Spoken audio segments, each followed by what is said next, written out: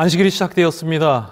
오늘 특별히 이 예배를 통하여 하나님께서 말씀을 통하여 우리에게 주시고자 하시는 참된 성서적 전도법이 무엇인지에 대하여 함께 말씀을 통하여 은혜를 나누고자 합니다. 현재 제가 PMM 선교사로 사역하는 몽골은 1991년 공산주의가 붕괴되면서 선교의 문이 열리게 되었습니다. 그 대총회에서 1992년에 3명의 미국인 청년들을 선교사로 몽골에 파송하였고 1997년에 몽골리아 중앙교회가 정식으로 몽골 정부에서 교회로서 승인을 받게 되면서 정부에서 인정하는 첫 재림교회가 몽골에 탄생하게 되었습니다. 이제 거의 한 30년 정도가 되었습니다. 현재 몽골 내에는 총 32개의 교회 및 예배소가 있고 2020년 6월 기준으로 3,065명의 등록교인이 있습니다. 그런데 저희 몽골이 특별한 것은 그 모든 교인들 중에 70% 이상이 청년들로 구성되어 있다고 하는 것입니다. 현재 제가 몽골에서 하는 사역은 대학에 재학 중인 재림 청년들을 대상으로 대학생 기숙사와 선교사 훈련센터를 운영하면서 청년들과 함께 매일 새벽, 그리고 매일 저녁, 그리고 주말에 청년들을 훈련하는 그러한 사역을 하고 있습니다. 몽골의 대학생 청년들이 받는 선교 훈련의 가장 핵심을 이야기해보라고 한다면 전도법입니다. 그런데 그 전도법은 특별하게 다른 사람을 예수님께 전도하는 것이 아닌 바로 나 자신을 먼저 예수님께 전도하는 그러한 전도법을 우리 청년들이 매일매일을 통하여 하나님의 귀한 인도하심 속에 배우고 있습니다. 다 함께 성경 말씀 함께 보도록 하겠습니다. 누가복음 10장 17절부터 있는 말씀입니다. 70인이 기뻐 돌아와 가로되 주여 주의 이름으로 귀신들도 우리에게 항복하더이다. 예수께서 이르시되 사단이 하늘로서 번개같이 떨어지는 것을 내가 보았노라. 20절입니다. 그러나 귀신들이 너희에게 항복하는 것으로 기뻐하지 말고 너희 이름이 하늘에 기록된 것으로 기뻐하라 하시니라. 성경이 우리에게 가르치는 참된 전도법은 바로 나 자신을 하나님께 먼저 전도하는 것임을 우리가 기억해야 합니다. 얼마 전 저희 몽골 대학생 선교사 훈련센터에서 훈련을 받은 2명의 학생이 방학 기간을 이용하여 다른 청년들과 함께 한 달간 먼 지방에서 전도회를 하게 되었습니다. 이 청년들은 누군가에게 성경을 가르치는 방법과 그들을 어떻게 접촉해야 하는지에 대한 개인 전도법과 공중 전도법을 배운 적이 없는 그러한 청년들이었습니다.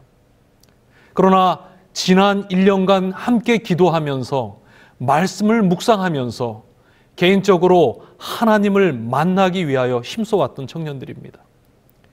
그런데 한 달의 전도회가 마치고 훈련센터로 돌아온 청년들이 마치 저희가 읽은 성경의 70인의 제자들처럼 들뜬 마음으로 돌아와 지난 한 달간 있었던 놀라운 선교제 경험들을 이야기하는 것입니다.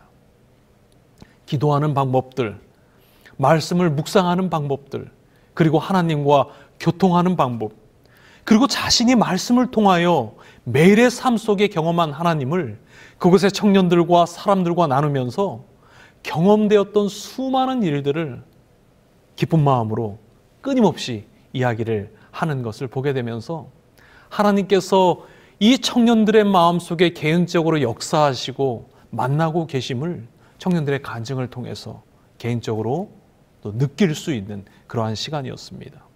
시대소망 69페이지에는 이러한 말씀이 있습니다. 참된 교육은 청년들로 하여금 하나님을 혹 더듬어 찾아 발견하게 하도록 인도할 것이었다. 하나님의 말씀을 개인적으로 받아들임으로 얻어지는 경험은 그 교육제도의 그 자취도 찾아볼 수 없었다. 외향적인 것들에 열중한 학생들은 하나님과 조용히 보낼 시간을 발견하지 못하였다. 그들은 하나님께서 마음에 말씀하시는 음성을 듣지 못하였다. 그들은 지식을 찾는 가운데 지혜의 근원이신 하나님에게서 돌아섰다. 이 시대 소망의 말씀은 단순히 청년들에게만 적용되는 말씀이 아닙니다. 우리 모든 그리스도인들에게 적용되어지는 그러한 말씀입니다. 모든 그리스도인들은 스스로 하나님을 찾아 만나는 경험을 해야 하며, 또한 그러한 환경에 자신을 둘 때에 그러한 특별한 경험을 우리의 매일의 삶 속에서 할 수 있다는 것입니다. 첫째, 우리는 매일 하나님과 조용히 보낼 시간을 구별하여 가져야 할 것입니다. 둘째는 우리는 우리의 마음에 말씀하시는 하나님의 음성을 개인적으로 들을 수 있어야 한다는 것입니다. 세 번째는 우리가 세상의 지식이 아닌 하늘의 지식을 연구하는 가운데 개인적으로 하나님을 가까이 하는 경험이 매일의 삶 속에 있어야 한다는 것입니다. 저는 오늘 우리 모든 성도들에게 이렇게 말씀을 드리고 싶습니다. 나 자신을 예수님께 전도하라. 속으로 따라해 보셨습니까? 나 자신을 예수님께 전도하라. 성경이 말씀하는 바로 성서적 전도는 내 자신을 먼저 하나님께 전도하는 일이, 내 자신을 먼저 하나님께 선교하는 일이, 내 자신이 하나님을 먼저 아는 일이 우선시 되어야 한다는 것을 우리 성도들이 잊지 말아야 할 것입니다. 우리는 요한복음 4장에 나오는 수가의 사마리아 여인의 이야기를 잘 알고 있습니다. 우리 함께 성경을 보겠습니다. 요한복음 4장 28절에 있는 말씀입니다. 여자가 물동이를 버려두고 동네에 들어가서 사람들에게 이르되 나의 행한 모든 일을 내게 말한 사람을 와보라. 이는 그리스도가 아니냐 하니 저희가 동네에서 나와 예수께로 오더라. 우리는 요한복음 4장에 나오는 사마리아 여인의 불행한 삶을 잘 알고 있습니다. 사람 만나는 것을 싫어하는 사람이에요.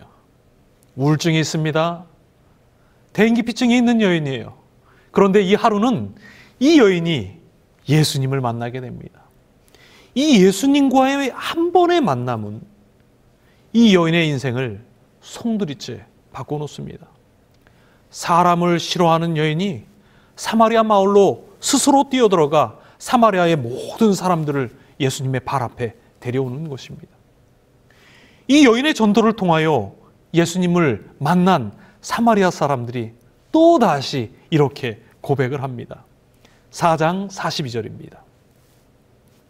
그 여자에게 말하되 이제 우리가 믿는 것은 너의 말을 인함이 아니니 이는 우리가 친히 듣고 그가 참으로 세상의 구주인 줄 알미니라 하였더라.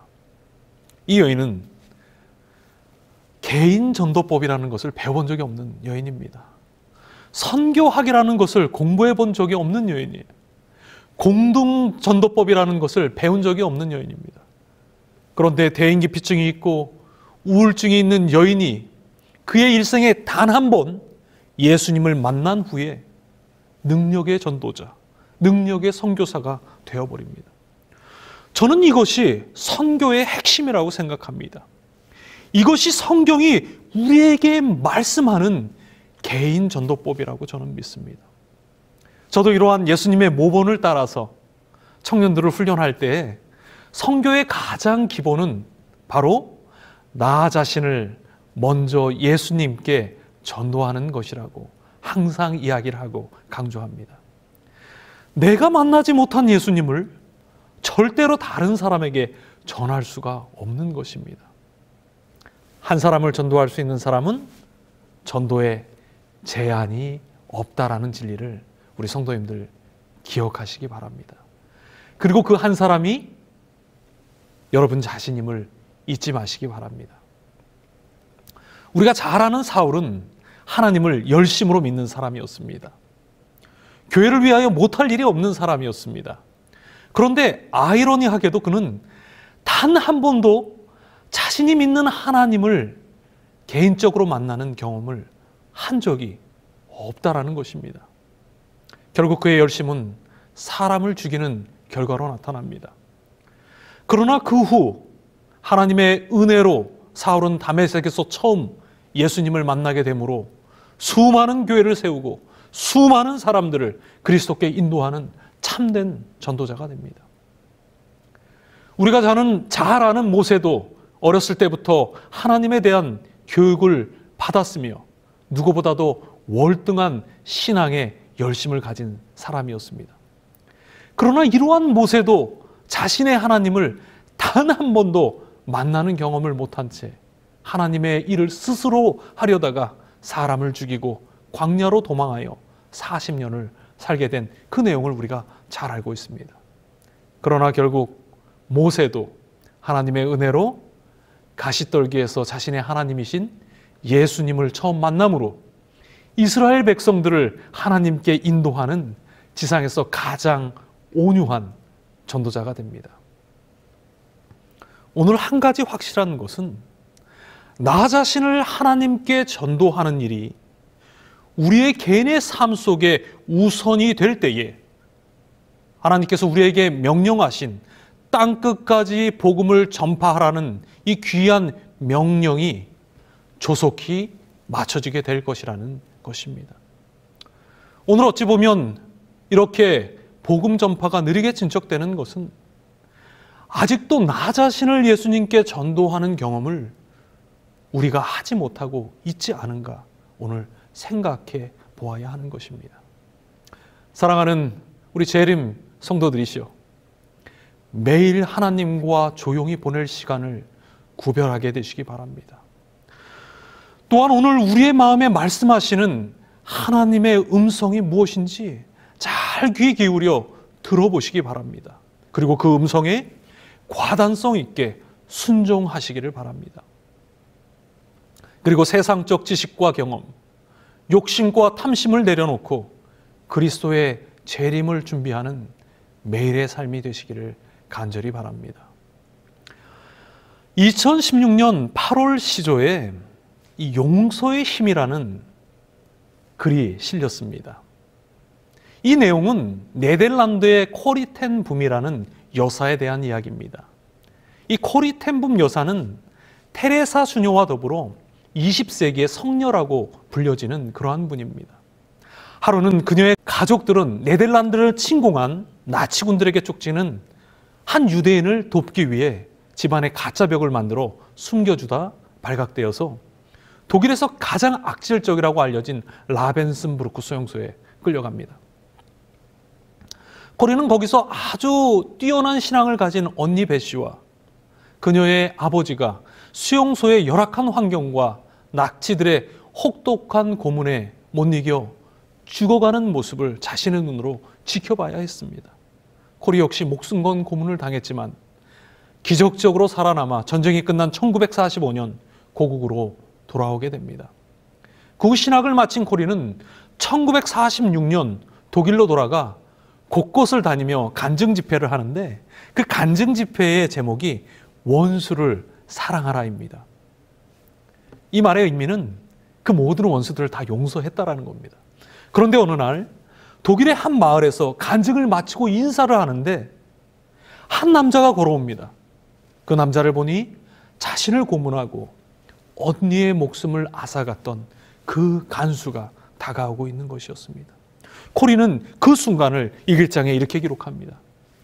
그 순간 내 심장은 얼어붙는 것 같았다. 나는 한마디로 하나님, 저 인간만은 용서할 수가 없습니다 라고 말했다. 그때 하나님께서 말씀하셨다. 코리야, 용서하거라. 아니요 하나님, 저 인간만은 용서할 수 없어요. 마침내 그 원수가 코리 앞에 섭니다. 순간 다시 하나님의 음성이 들려옵니다. 코리야, 나는 내가 저 사람을 용서할 수 있느냐 없느냐를 묻는 것이 아니라 용서하겠느냐 안 하겠느냐를 묻고 있는 것이다. 용서하라는 것은 나의 명령인데 내 명령에 순종하겠느냐? 안 하겠느냐? 고린은 일기장에 이렇게 기록합니다. 나는 용서하고자 하는 마음과 느낌이 없었지만 하나님의 명령에 순종하기 위하여 손을 내밀었다. 그런데 이상한 일은 내가 하나님의 명령에 순종하여 손을 내밀어 그를 안는 순간 주께서 내 마음속에 그를 진심으로 용서할 수 있는 마음을 부어주셨다라는 것이다. 그러면서 고린은 그의 일기장의 마지막에 이런 인상 깊은 글을 남깁니다. 명령을 수행할 수 있는 능력은 성령에 의지한 순종을 통해서만 가능하다. 많은 그리스도인들이 자신의 마음에 거대한 믿음이 생길 때까지 기다립니다.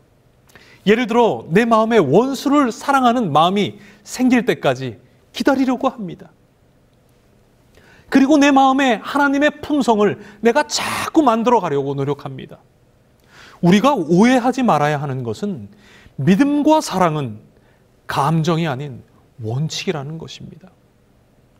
대낮에 깊은 곳에 그물을 던지는 베드로처럼 내 마음에 그것에 대한 확신이 없을지라도 그것이 하나님의 말씀의 명령이라면 명령에 순종할 때에 하나님께서 내 마음에 그분을 향한 흔들리지 않는 믿음을 부어주시는 것입니다. 오늘 우리에게 하나님께서 주신 땅끝까지 복음을 전파하라는 명령은 우리에게 불가능한 명령입니다.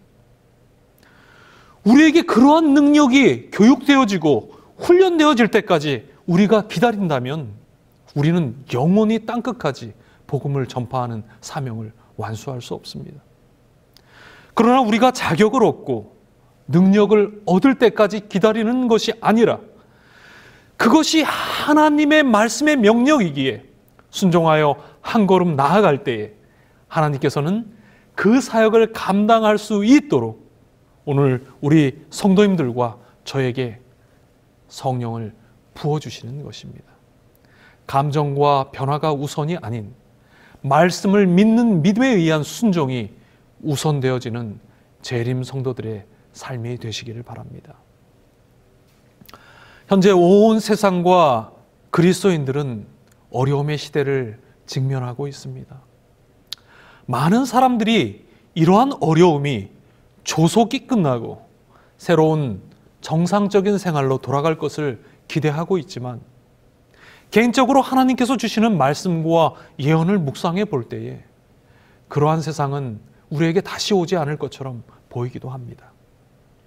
마치 출애굽 전에 애굽에 첫 재앙이 내린 것처럼 예수님의 재림 전 이제 세상은 종말로 향하여 가기 시작했고 우리에게는 예수 그리스도의 재림이 정말 가까운 시간이 되었기에 이제 재림을 준비해야 함을 세상의 징조들을 통하여 하나님께서 우리에게 강력하게 알려주시고 호소하고 계심을 우리가 기억해야 할 것입니다.